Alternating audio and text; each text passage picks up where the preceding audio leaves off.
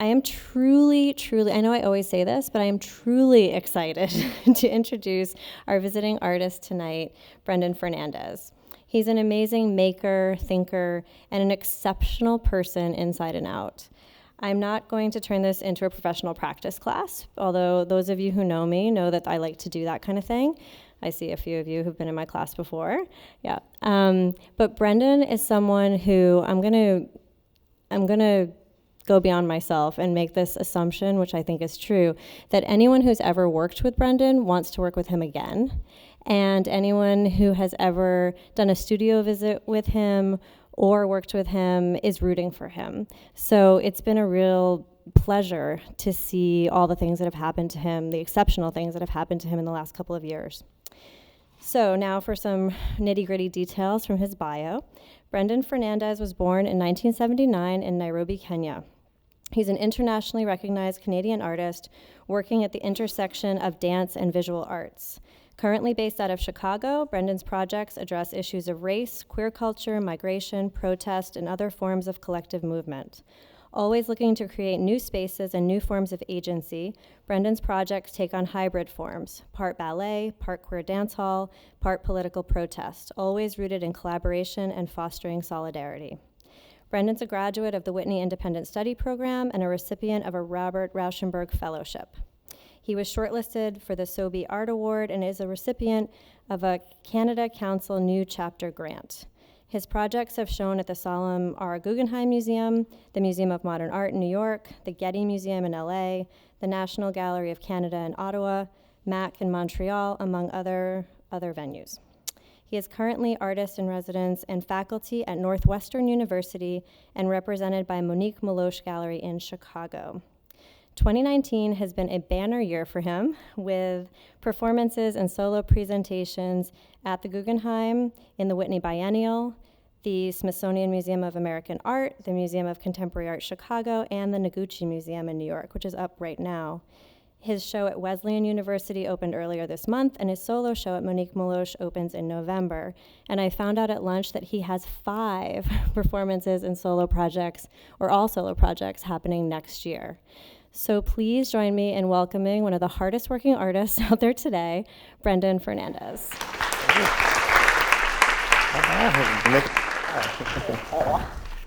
Oh, thank you so much for that very generous acknowledgement, Heather. That got me a little teary here. But I just want to, before I go into my talk, I want to thank everyone here at Brown for having me, for making me feel so welcomed, and for giving me the space to come and share my practice with you guys. So I'm going to talk about a number of pieces, and I'm going to start off with just kind of like thematics in my work. I am a former dancer.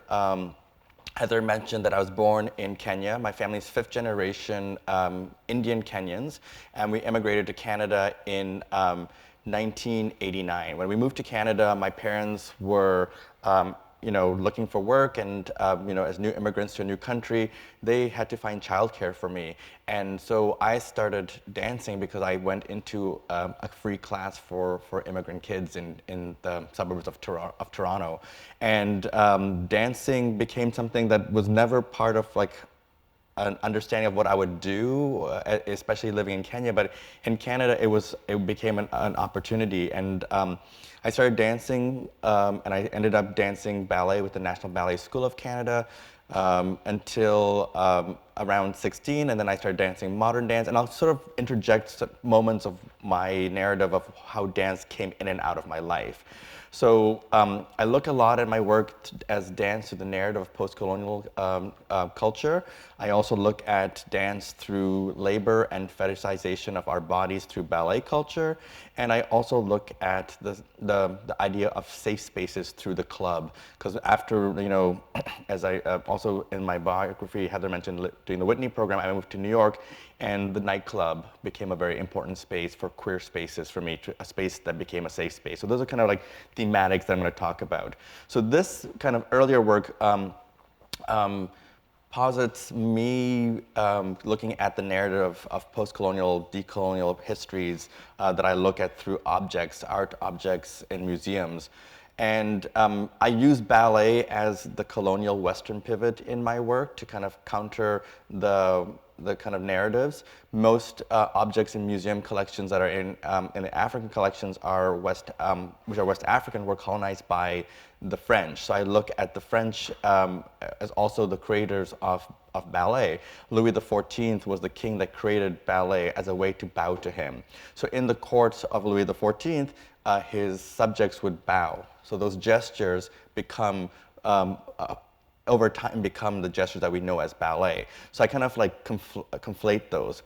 This piece here is called In Touch, and it was a commission for the Seattle Art Museum, and I worked with a West African Cameroonian dancer to kind of reinstate the body. All of these objects in museum collections, masks, all come with a dance, but when they're put in the museum context, we'd remove the body. So I'm really thinking about how do we reinstate the body? How do we give life back to these objects?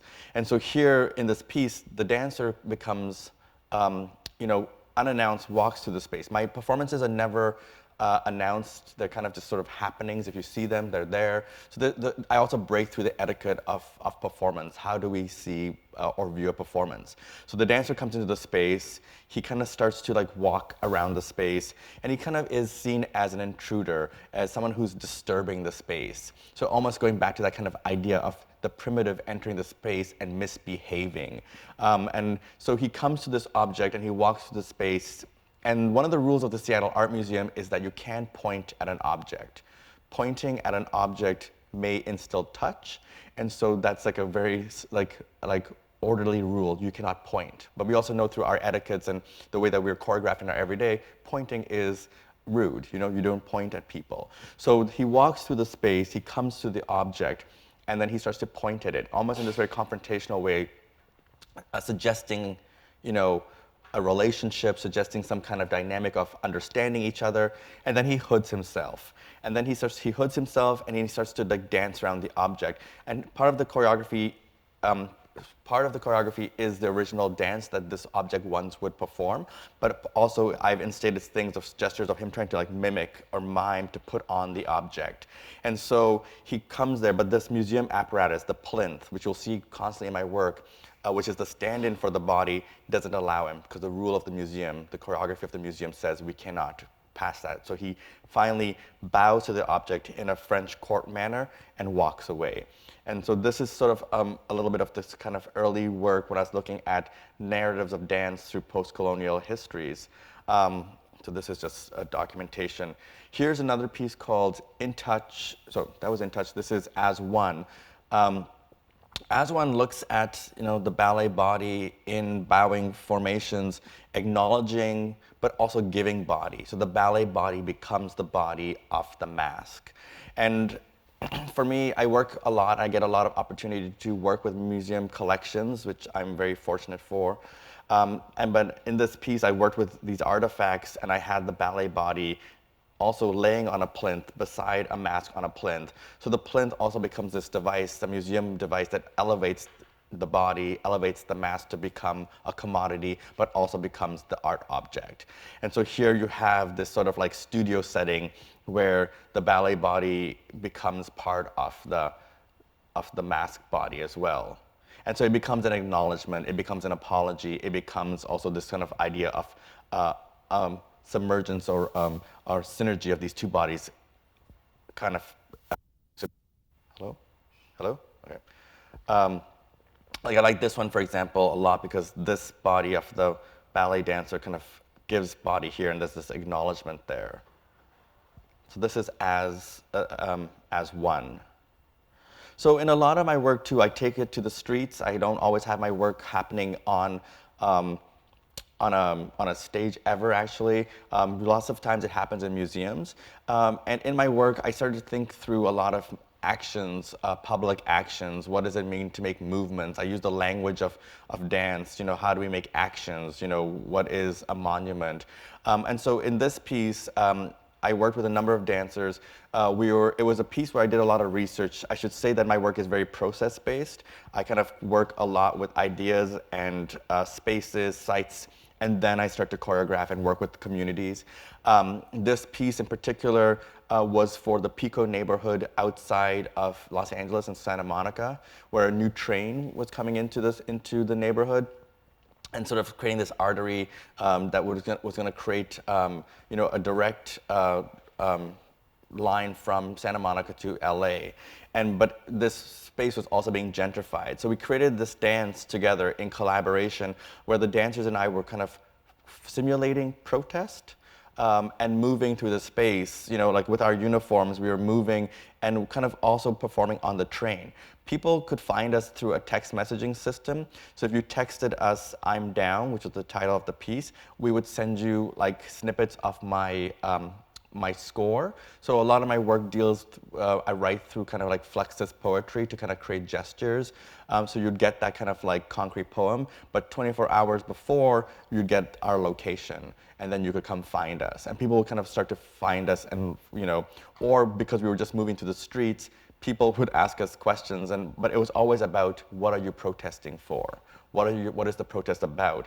And our shirts and our banners said, "We are moving change." Or people would drive by and say, "What is moving change?" And just the idea of like, we're moving change, or the idea of like moving forward, is about a progressive space, making new space, kind of trying to figure out that new social solidarity of newness. So in a lot of my work, I think about that space of newness through a Marxist imaginary, that political future of how do we're in the space we're in right now, but how do we move forward? We need to imagine that. So we're moving change was part of that kind of concept.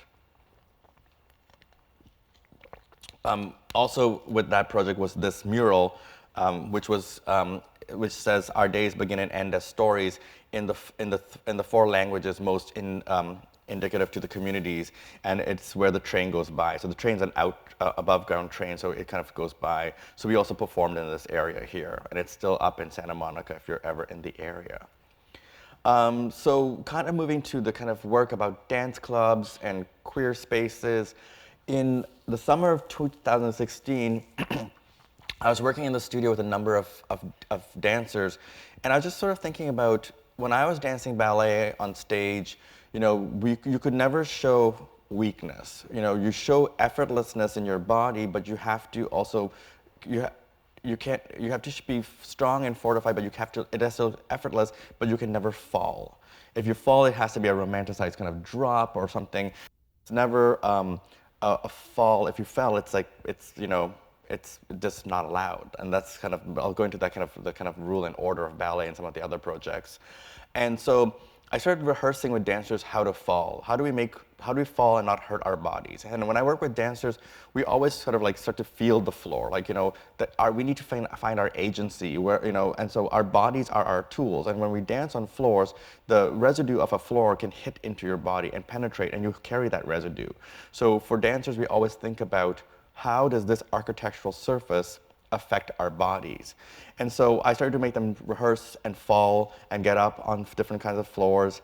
And then at that moment, when I was in this process, the Orlando massacre happened, which really kind of hit me hard, because 49 queers of color were attacked. The club was infiltrated. A space of safety was made unsafe.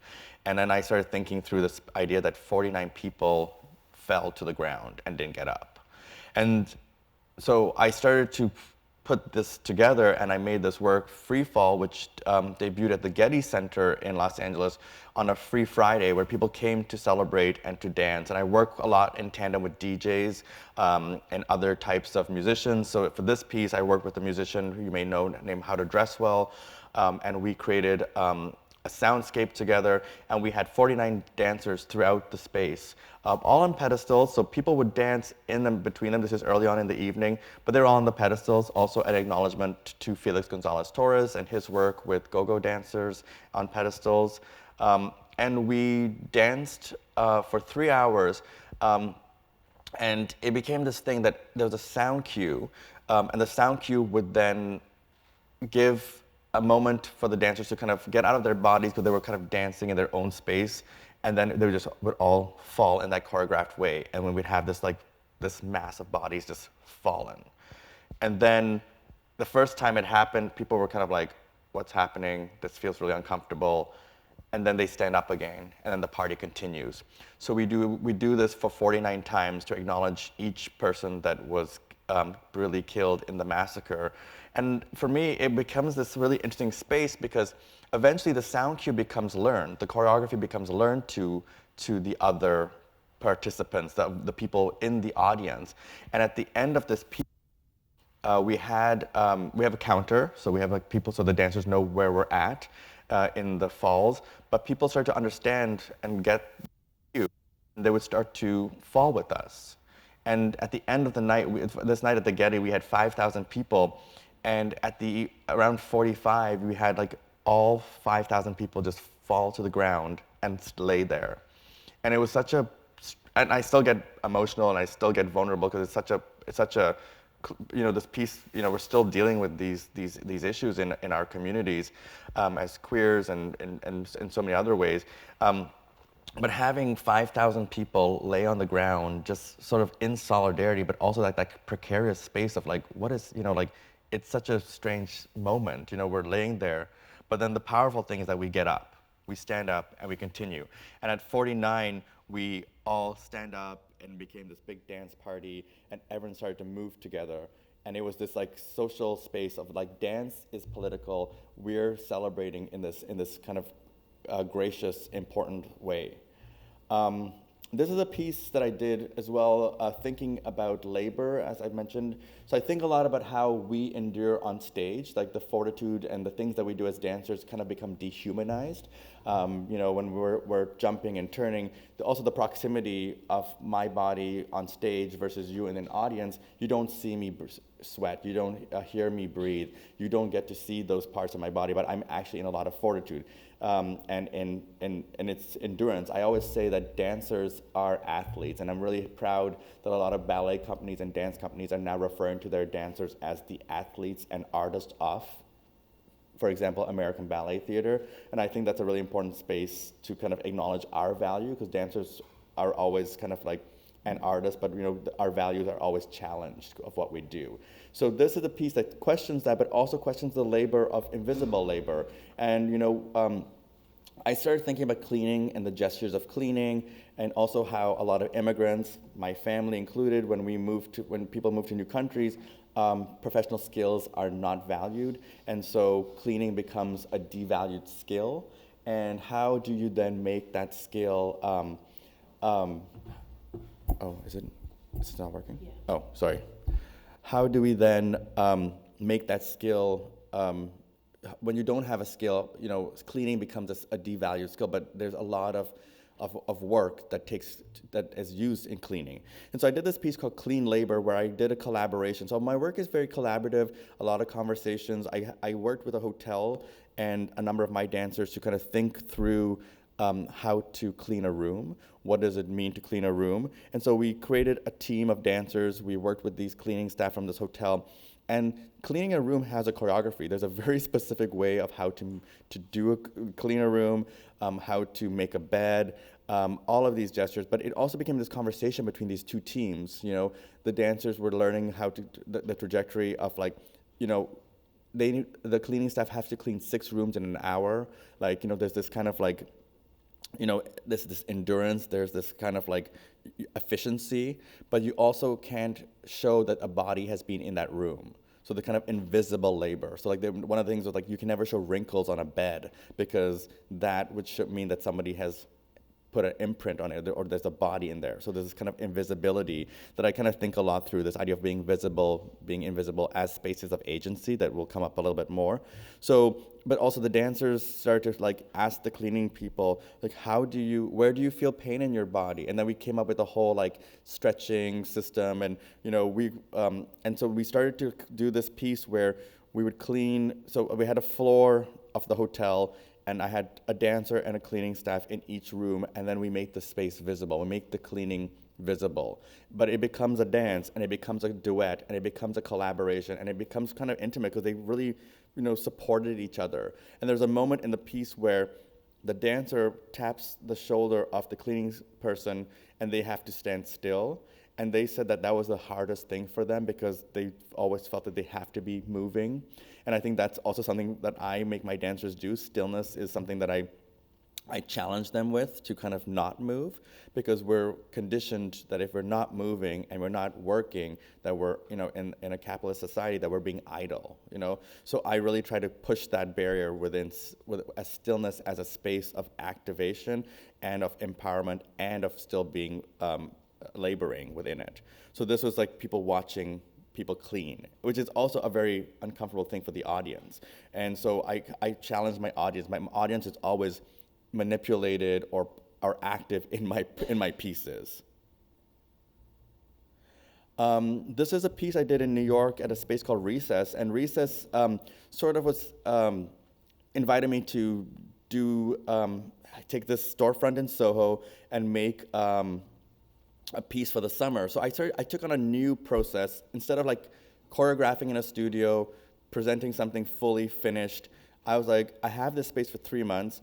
I'm gonna make everything vulnerable and everything open. So our process of talking about what the piece was, to actually understanding the piece, to actually just doing it. But I never wanted to say that this was the performance or this was the performance, meaning like the beginning or the end, because people would say like, when's the final performance? And I'm like, there's no final performance. It's all the performance. And this was soon after the Getty, and I was thinking through, still the residue of Pulse Orlando was marking me and making me, just question queer solidarities and spaces. And I was like, what if this became a space, a hub that was always in transition, a space that was always going to be changing, but also a space for dance, a space to gather, a space to have a party. And so my dancers and I started to work in the space, and they would perform this piece called Steady Pulse 4 times a week in the storefront. And I started to kind of play with the ideas of like storefronts and like boutique aesthetics. A lot of coat hangers, because I think coat hangers are interesting body indexes. They hold clothes, they hold the form of our body. Coat checks at clubs, 49 coats, 49 people didn't check out of the club. So we started to make the space, and the space was very simply kind of analog. I made these dance floors, so with sponge kind of like backings, so they kind of created resistance, because this floor was very hard. So I wanted them to have a resistance. So thinking about the dance floor as a space of resistance physically, but also conceptually. And every day they would come in here and rearrange the space. So rearrange the space, make a new installation, and then perform the space. And they always had to start the performance by playing the whispers, The Beat Goes On. And they had a certain choreography that they would move to. And The Beat Goes On was important because it's this kind of like, empowering song. The beating of violence continues, the beat of the heart, the beat of the music. Kind of this kind of like metaphor of the beat, and they would kind of communicate, because one of the things they had to do was a call and response game, where they had to, when they were in certain areas, they wanted to gather each other. So a lot of my work kind of plays with bodies gathering together, but they had to play a beat in Morse code to each other, and if they heard it, then they would repeat it. So there were certain times they would just kind of be patting to each other and kind of like listening and hearing. And then one point in the process, they said to me like, well, we never got together because I couldn't hear each other. And I was like, well, that's also fine, because sometimes we're not heard, and that's also a possibility. So like, how do we then get heard or not heard? So that's an idea that was really played out in this thing, that sometimes we're not heard, and that's something that we need to deal with, but we also have to acknowledge that. And sometimes there was a dancer that wasn't in the space, and so the costume would just sort of stand there as a body. And a lot of the other choreography was about nurture and care. And so sometimes they would fold the costume and like lay with it, or move with it. And then there was always 49 hangers in the space, so they would kind of collect them and again, cradle them or make patterns with them, and their bodies would get intertwined with each other. one day they went out and stuck their legs outside.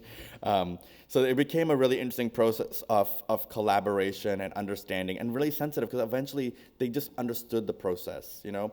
They understood how to move with each other and how to make it come together. A lot of my work, so for Study Pulse, I do a lot of like posters. So within Study Pulse, there was a night where we did a party in the space called Emergency Rave. And so I do a lot of like graphic work that kind of stands in for like posters. This year is a playlist that we did for the show, When You're on the Dance Floor, What Song Makes You Feel Free? And then we collected all the songs with acknowledging a person's name, and then we would then play that in the space at certain times. And it's a continuous project, so I have different playlists from different cities and spaces. But then this took me to this project called Unflattering Lights. And so Unflattering Lights was part of Nuit Blanche, which is a 12-hour arts event in Toronto. And they invited me to do it. It was my third invitation, so I was kind of reluctant, but a friend of mine was like, I really want you to do it. And I said, well, okay, I'll do it if I can do this project. I want to do Unflattering Lights.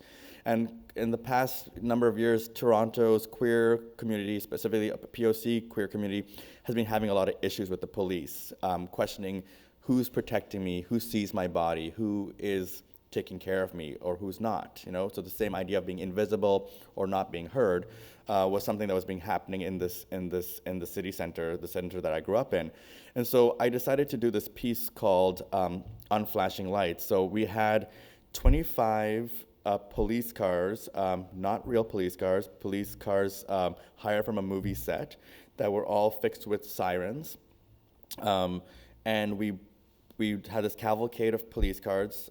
This over here is City Hall, and we created a DJ stand, and I had so from dusk till dawn we played. So different POC DJs who have very specific parties in Toronto came and DJ'd for different sets, and we gathered 5,000 to 10,000 people, and we danced to the lights of the police sirens. So the animation of the party, the disco, was animated by the flashes of police cars.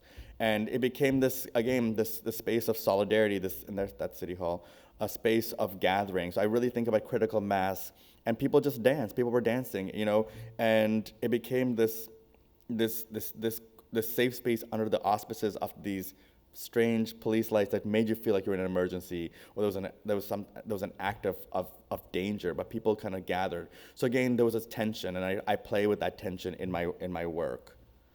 So this takes me to another kind of idea, and this is the piece that I did for the Whitney Biennial that started out at the Graham Foundation in Chicago. So I mentioned I was a ballet dancer. I mentioned how I started ballet, but I didn't mention how I left ballet. I left ballet at the age of 16 because I was told by my peers or my colleagues that my feet were not pretty enough. Ballet is a very rigorous form, you know, and the aesthetics, the fetishization of the body is very much a part of it, you know. So I have very long feet, and I don't have arches, and arches are a very important like aesthetic to ballet. Here, Antonio has perfect arches, and so I remember thinking as a young boy, I was always given this wooden foot device, and I would bind my feet in them to try to get the arches because you can move bones at an early age, and so I started thinking like later on, you know, in my career post dance, also being able to be critical about ballet outside of ballet because we're still a very closed community, and so the kind of criticalities aren't as as open and free, but I can say things because I'm out of it now, kind of. We'll talk. Yeah, it's in and out. But I started thinking about this device, this wooden device that I was to bind my feet in. And I just started thinking about the masochisms of ballet. You know, we are such masochists in our ways. You know, even our language of how we deal with our teachers, we call our teachers masters. You know, like, you know, and it's a very strange role. Also, all rooted in the romanticized body, the beautiful, the kind of dehumanized body. The body can just do certain things, like. Antonio's in a lot of pain right now in that position. So is Leah. Like everyone's doing something, but it just looks effortless, and that's kind of the goal of ballet. So I started to think about that, and I did this piece called The Master in Form, which was at the Whitney Biennial, and I started thinking about BDSM, kink, thinking through subcultural spaces, and I started making these strange wooden devices which look like, they're kind of pretty, they're kind of like wicked, they're kind of like medieval in certain ways, that put ballet bodies into perfect position. So there's 5 of them, and they put you into a perfect ballet position. And there's also a dance. So there's moments where these dancers are bound to these objects, and the objects are meant to be a support, but also a burden to the body, because it allows you to hold a position for a longer period of time. So here's one of them. So any place where the body, excuse me, any place where the body touches, there's a leather to it, so skin to skin. So there's kind of like this intimacy, which I call furniture intimacy, that these kind of strange furniture devices support but also burden. And so this is one of the devices. This was the one you can't see, but on the side are these planks of wood. I made it so that the dancer could go into it into 180 degrees. Wait, does that make sense? No. Yes. But these dancers were so, I think dancers are conditioned in such a different way now than when I was a dancer. They go past 180 degrees, so I had to fix the object so that they could, because they were just like, oh, this is easy. So so there is also like a sense of my authority in the work as well, how I make dancers move, what I make them do. And it's questioning their agencies, but I'm also making them do pretty righteous, difficult things. So part of this, they spend time in these devices, and then they have to go release in this device called the cage. So this is a reinstallation of the piece for the Whitney Biennial, and we performed the piece for 26 weeks, and we performed it 3 times a week for 5 hours.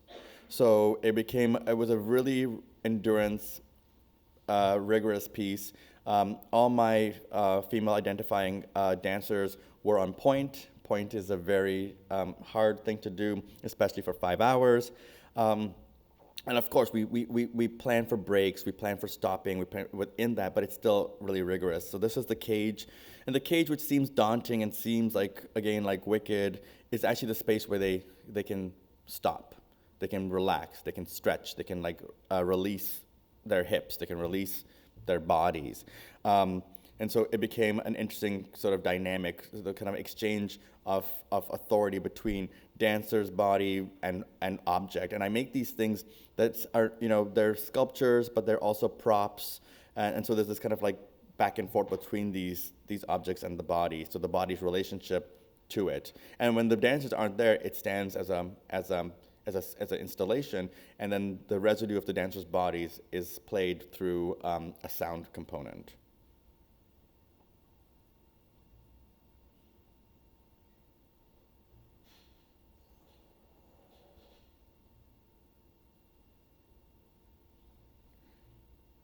I'm gonna skip the live feed.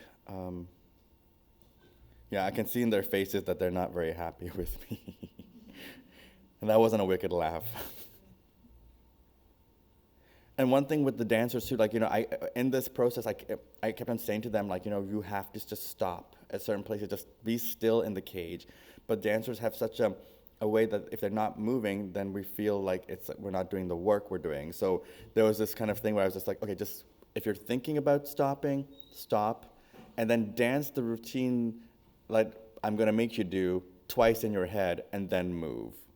So just do it, because I think they needed something to keep it, because if you're just sort of standing. So then I started we started journaling together. So I'm like, so when you are being asked to stand still, what are you thinking about? And so we started kind of getting more. And because we did it for 26 weeks, it really became a cast. Some of them were like, oh, it's so easy now to do that. And I'm like, okay. Or I started noticing that in the schedule of the production of this, all the objects had numbers. So, for example, Mauricio would be like, I don't want to use number 1 because I hate doing the arabesque. And so they would start to trade and change, and it became like a full-on kind of cast.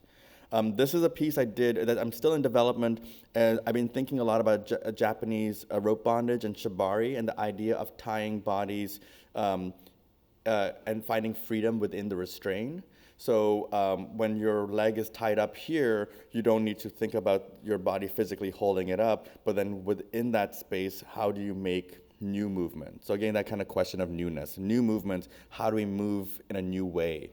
So I've been working with the rope bondage educator in San Francisco named Midori, and we've been just sort of like tying up dancers and sort of figuring out how to make them move. So I'll actually tie them up and then I'll give them like a task, and then I'll watch them, and then I've been choreographing from that action.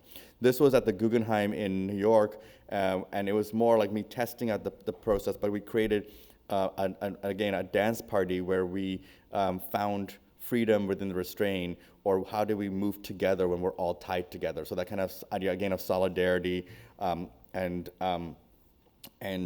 finding new processes to move. And it also becomes pretty aestheticized and playful, and it kind of questions that idea of like kink and ballet and the kind of ideas of masochisms and freedoms as well.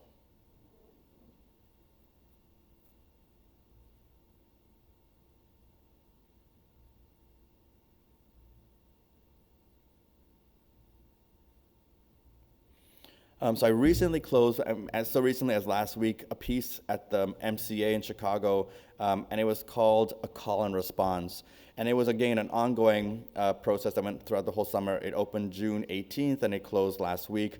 And I started thinking about games, call and response, hide and seek, follow the leader, as methods of creating action. So children's games that are used to as playful games, but also games of strategy, how to, that we kind of use those kinds of methods in our everyday lives, and so wanted to kind of play with that.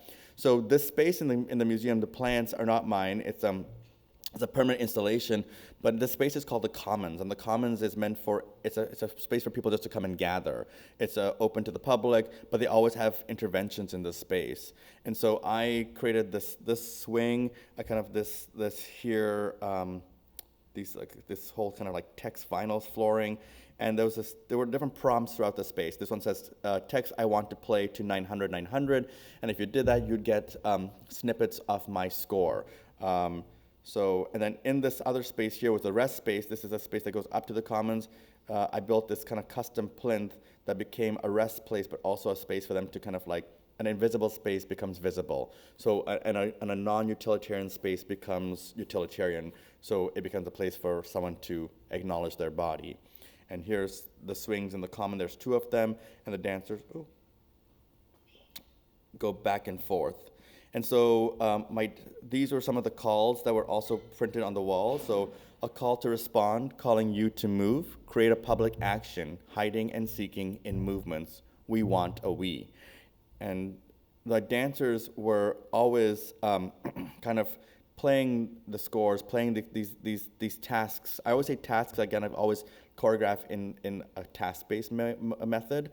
And they would kind of play in the space. And this was the first piece that we had really amazing audience participation. People started playing the games with us. They started to follow the leader. They started to play hide and seek with us without even being told. They just started entering the space. And for me, that was really important because most of the time when I make my work, my audience is like, just backs out. They're like, no, I don't want to be part of this. Like, get away from me.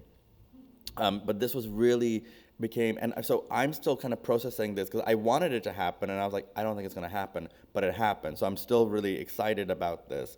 And here's another call, a call to respond, calling you to move, make formation, supporting the other in movements. We want a we. And I started to work with a graphic designer, and I started to also make them as like JPEGs on my phone.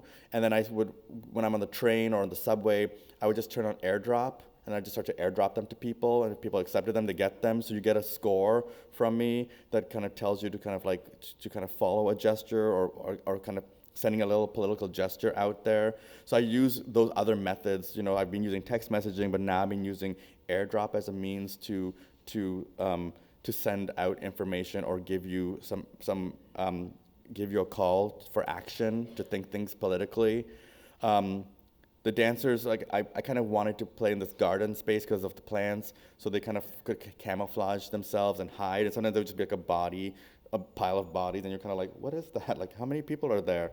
And here's some of the text. So if you texted, I want to play, welcome to a call and response. First prompt is stop and hide in your shadow.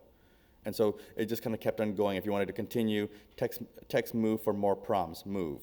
Turn around and seek others. So there's these kind of ideas of like gathering, to acknowledge, to support each other were kind of happening in this throughout the space. So the performance happened in the space, but it also happened in other spaces, which was also important for me to kind of disseminate and gather.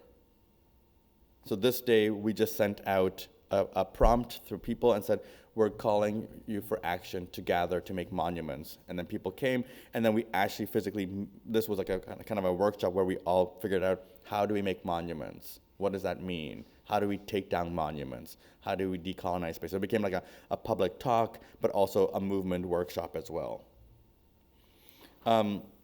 This is the sequel to Master and Form at the Whitney, which is up now at the Noguchi Museum. So going back to dance life and narrative, after I left ballet, because my feet were not the right feet for ballet, I was told to go to Graham, to dance Graham. Because, in the canons of Graham and ballet, there's the opposition. In Graham, you dance in parallel, you dance barefoot, you don't have to have your hair up, it's more grounded. Where ballet is the opposite, it's the Western pivot of civilization. It's like, it's the dance of the kings. And so going to learn this other form, I learned very quickly that Graham is a very technical dance, a very rigorous dance, and one that was causing more trauma and pain to my body. And so at the age of 22, I tore my hamstring in a Graham class, and I just was, I think then I was kind of over dance. I was like, I am broken mentally, physically, emotionally. I'm just done. We're not friends anymore. But I jumped the gun, because I already told you I'm telling you about the breakup now, but you already know we're back together. But it's still tentative. It's always very, very difficult and emotional. But so I started thinking about the collaborations between Isao Noguchi and Martha Graham. Isao Noguchi made a number of the sets for Martha Graham, a choreography that I danced in. And collaboration, as you can see, is a big part of my work. I work with dancers all the time, and I also think a lot about, like collaboration between Robert Rauschenberg and Merce Cunningham and John Cage. But this collaboration between Martha Graham and Isao Noguchi was important. And so this chair here is a chair that he made for Martha Graham for this back set here called Appalachian Spring. But in the piece, the original choreography, the chair doesn't rock. The chair itself is a prop that she sits on. And so I started thinking about this chair, doing research, which is actually designed based on a West African market stool. And so I started to redesign it in form. So this with a furniture designer, I started making different versions of it. And my piece for the Noguchi is very much an integration where my work is integrated and is in the space. So you're kind of like, is that Brendan Fernandes or is that Noguchi? And so you can see the scaffolding kind of becomes shelving. The scaffolding is part of the space. And my task and beginning of the choreography is that my dancers have to sit on the chair. And one of the main technical aspects of Graham is that you contract your muscles, and when you contract them and then you release that's when the motion comes from it. That wasn't a very good contraction, but I'm just giving you a sense. So what I'm making the dancers do now is sit on the chair in contraction and not letting the chair rock. So the chair that once was not a utilitarian chair becomes utilitarian, and now they have to make it not move. So it becomes this endurance. So this is a gesture called pleading. So Tiffany is sitting on the chair pleading in this Graham position for as long as she can, and then when she can't, she'll release it and she gets off it, and then they kind of move through the space. And there's a set choreography that they do throughout the space, but one of them is that they have chair time. I call it chair time, and they have to sit on the chairs and contract and not let it move. And then other times there's chairs, like there's 8 of them. So some of them are being used, some of them are kind of just on display. So there's this kind of strangeness of like, you recognize the object in the space. Here's another picture of Tiffany on it. And then there's a second part of the choreography where these slate sculptures made by Noguchi they're all assembly pieces. They all slide into each other. And the museum, because these are large slate pieces, could break really quickly. They asked their staff to figure out a way to choreograph how to put them together. So part of the dance is that with the maquettes, the wooden versions, the dancers have to put them together. And then they make new Noguchis. They make these tableaus in the space.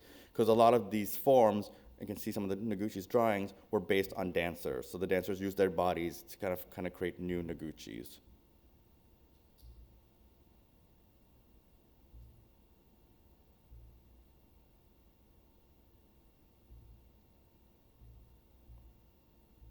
So I'm going to end really quickly with this last piece. So we talked about free fall, and free fall was, as I mentioned, like a very important piece. And so I recently made a piece called Free Fall for Camera, and it's a piece based on the fallen bodies and the idea of bodies falling in the club. But I started thinking about filming from above, a la Busby Berkeley, thinking about those cinematic experiences where bodies fell, but they kind of were glamorized. And so in this piece, it's a 13-minute piece using dancers. So I choreographed a piece. We filmed in the soundstage, and we started to film these actions where they would move and fall and take care of each other and pick each other up and support each other, but all about this notion of a solidarity, of a gathering. There's a whole Vogue section, because New York clubbing, the Vogue scene is very important to me. But this idea of like bodies falling and getting up, always standing up, because for me, yes, we do fall, but we also have to stand up to find our places of empowerment. And I'm talking about it through dance and the dance club, but also on the dance floor, all spaces that we're all a part of. And so I think that dance for me is a political space. The club is a political space. The ballet class can be political. So I want us to kind of acknowledge, to think about our agencies through our bodies and the way we move every day. Thank you.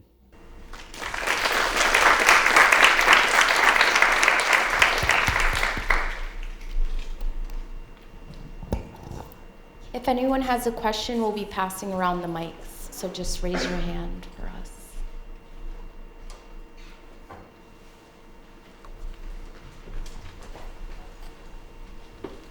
Hi, Brendan, that was so great. I wanted to ask you about the costumes. Like the one where they're in the flowery jumpsuit things, and I just wanted to ask you who makes them and how you work that and all that. Yeah, I think, again, another collaboration, and I also should mention that a lot of my sets, my installations, I collaborate with an architectural firm named Norman and Kelly. The jumpsuits, you could see them in the kind of the recess piece, the kind of disco jumpsuits, and then the flowery piece. That's a collective out of LA and Chicago called the Rational Dress Society, Make America Rational Again. So I work with them. They make jumpsuits. They have 80 different patterns that are all free, like a free share online. So you can make them or you can buy them from them. So I work with them. The pieces for the Noguchi are a Montreal designer, more of a fashion designer, Rad Haruni, but his whole work is based on clothes that are unisex. So he wants to think about the non-gender, the non-binary body. So I work with people that kind of think within the same kind of scope as me, and it is collaboration. It's really important to kind of think about not just like sets or music, but also like the costuming as well. You're welcome.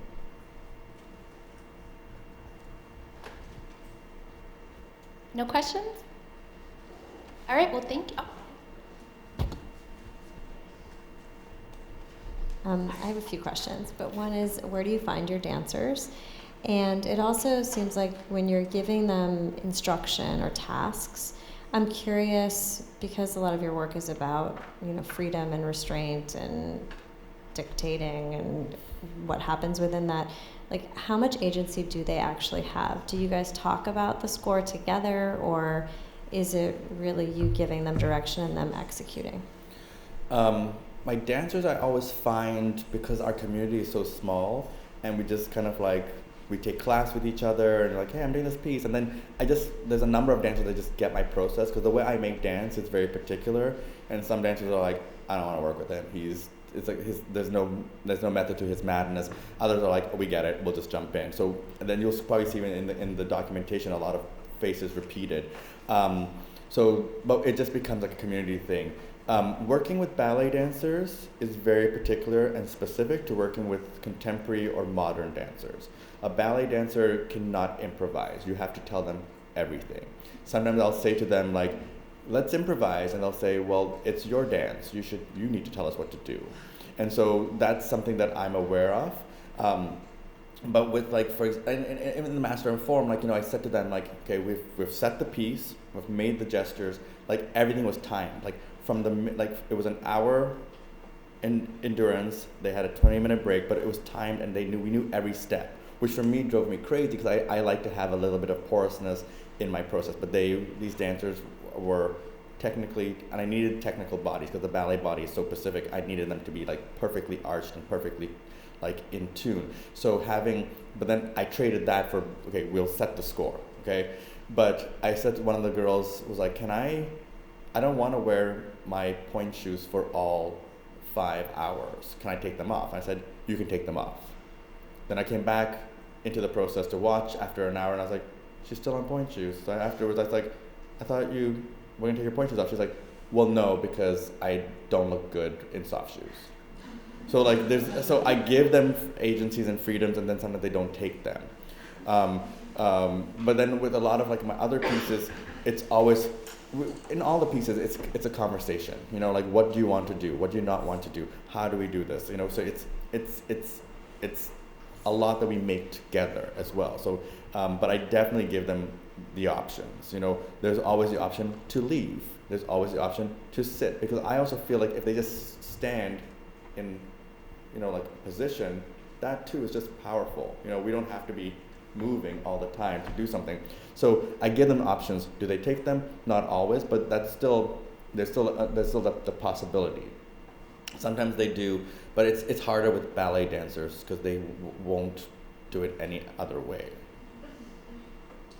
Like this is a strange story. When I was a young boy in the ballet school, like we would have to stand at the bar and put our leg up 90 degrees or higher, and our teacher would say to us, like, we had to hold it for 30 seconds or longer, but we had to choose the flame or the needle, because she would put a flame or the needle underneath our leg, and because if we didn't hold it, we then got the punishment.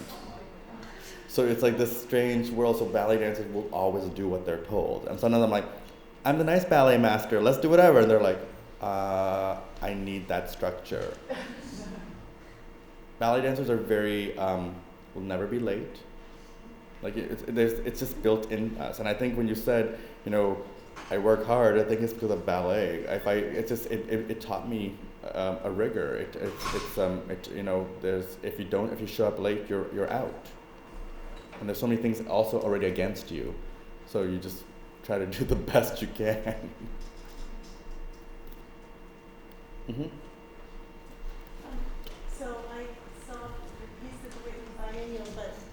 I saw your piece at the biennial, but not the dancing.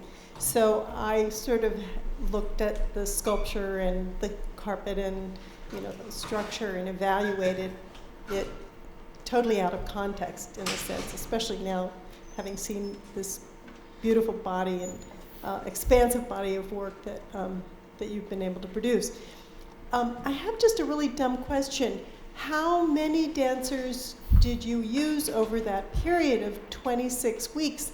And how many people got hurt and had to leave and then come in? I mean, was it pretty much a consistent group this whole time? No, and that's not a dumb question, because that was something that I really was challenged through this thing. Because usually when I do a performance, it's like one time we do it, and then we went out and perform it again. When the Whitney said to me, we're going to do this, I thought they were going to show like one sculpture. And they're like, we're taking the entire master and form, and we're going to do it in this space, and we want to perform it, the beginning was 5 times a week, and then we kind of, during the summer, went 3 times a week, but it was a number of performances. So it became a production. Like it's taught me a whole way to kind of think about scope and scale of how I make the work. But there's always 5 performing, we had a cast of 20. So because it's also really difficult. So if they're doing it Friday, Saturday, Sunday, you don't want to be doing it Friday, Saturday, and Sunday, because that's 15 hours.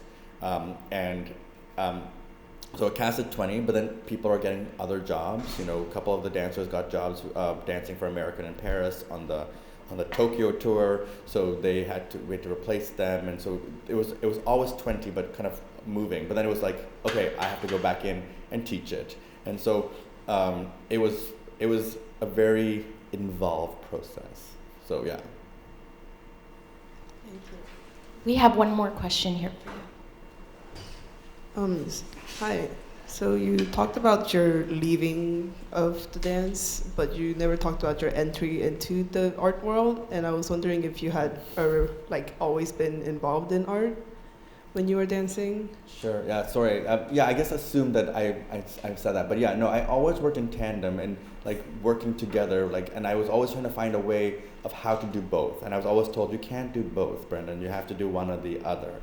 And even in my undergrad, I was a BFA double major dance and visual arts, modern dance at the time, because that was after my ballet world. And I remember running from the sculpture studio to the dance studio, and as a bronze casting major, and I was casting bronze and dipping my cast, and then going to the dance studio because they were on the same floor. And when the injury happened, I just was kind of I'm done with dance, and I applied for an MFA. And I did my MFA, and I really focused on my post-colonial identity. If you look at some of my past work, it deals a lot with mass culture and notions of provenance and the histories of ownership of objects. And I was this is my work. And I got into the Whitney program. And after the Whitney, I started working with Yvonne Rainer, who's one of my champions. And she was like, let's talk about dance. And I was like, So it came back. But now I can say that I'm most happiest because I found a way to have both of it. It's there. I'm not performing on stage at the Met Opera, but I'm working with those dancers, and I'm making dance, and I'm dancing in my own way, and I'm also making art. So I always I feel very fortunate that full circle I found the best of both worlds, and I'm working within an intersection that challenges spaces. It's one that I find is still being defined, and I find it to be the most exciting space for me. So yeah, I feel pretty excited and fortunate for that. Thank you. One more. I wanted to ask, how did you mentally get over your trauma with ballet, from what you said earlier when you said that you experienced some of that kind of emotional trauma from it? So how did you get over that? Because you clearly love it, but how did you figure out that it was worth it? There's still trauma, and there's moments of love and passion, and there's moments where I'm I'm glad I'm not doing it. But I think within it, I like that I'm trying to find new ways of understanding and giving the ballet world criticality. I still have this thing the gendered body, the racialized body. Those sort of narratives are still being, in the art world, the art canon of art history have challenged those things. We're still finding ways to think about that through ballet and dance in general. So I feel that I'm in an important place because I'm trying to make those things visible. So the trauma is still there. When I go to a ballet, because I go to ballets all the time, I'm always watching feet. So it might not be trauma, but it might be still a want. I just watch feet. I just know, when I see pretty feet, I'm like, oh, those are beautiful feet, because I never had those feet. So the fetishization is still there, but I try to create new ways of thinking about it. I took a class a couple of weeks ago, and it was interesting. I don't have the extensions. I definitely would have the flame burning me because my leg is here. But I'm just sort of finding giving myself, acknowledging that I am who I am. This is what you get. Which before it was always trying to say I can be better. I can go there because there's this kind of like pressure, and it's just kind of like I'm not that.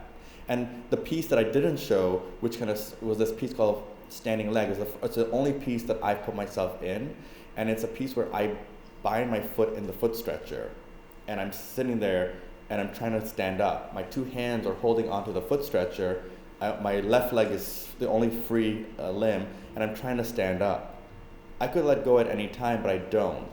But the piece ends with me just sort of like letting go and standing up. And I think that was the kind of acknowledgement where I was like, I'm good.